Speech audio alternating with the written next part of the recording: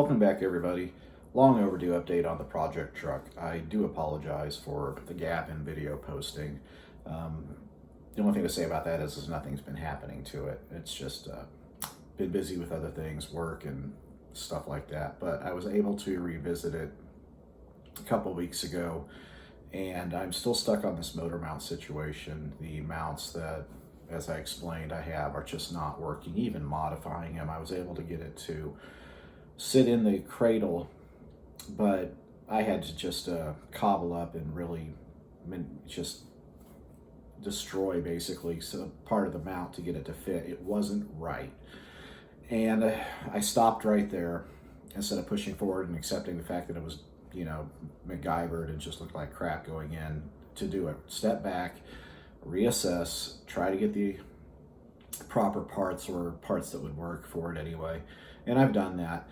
I went ahead and I ordered some solid motor mounts for it, and those arrived a few weeks ago, and I just now got an opportunity to get over to the truck and test fit it. And I'm so happy because these mounts, and I'll show you up on the screen here, that I got, actually I think are gonna work. I was able to get the engine side bolted into the mount for the frame. I test fit it inside the cradle in the engine bay, and I've been able to get positive location on two of the original factory motor mount holes, and that will reference the engine inside, centered and vertical. That should get it referenced with the original mounting location so the engine sits in the proper spot, because your transmission angle, that leads back to your drive shaft angle, your yoke angle, back to your pinion angle. I need to keep it all as close as possible to factory so I don't get any binding or any type of shudder or wear out U-joints or things like that. So when going with these different style motor mounts, the ones that aren't going to be factory and all that, those are things you have to take in consideration. So I was able, as I mentioned, to get it in there and reference two locations with the factory holes for bolts in the cradle, and the rest of it should line up properly vertically and then located horizontally. Now, and I'll show you here on the picture of the motor mount that I'm using, these solid motor mounts, the upper bolt holes, the two that get a little closer together towards the top of the motor mount, I am going to have to drill those out in the frame to locate them. So once I get the bottom two, the two that I'm using as reference, bolted in, I will mark the location of the other two holes, I will punch them out, and those will be new mounting locations for bolts. Then, to back that up, I am going to go ahead and put a few tack welds all the way around the perimeter of that motor mount on the frame, just for a little bit of extra strength. But yeah, this all happened today, by the way. I was over at the truck and I was doing this test fitting, so it's all still fresh. It's going to work out okay. So I'll go ahead and pop that picture up here and we'll talk about what I'm using versus what I had tried to make work.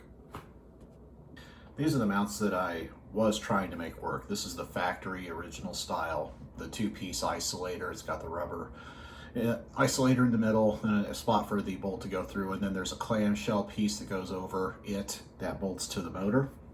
And those are what I could not for the life of me get to line up, and I still to this day do not understand why not.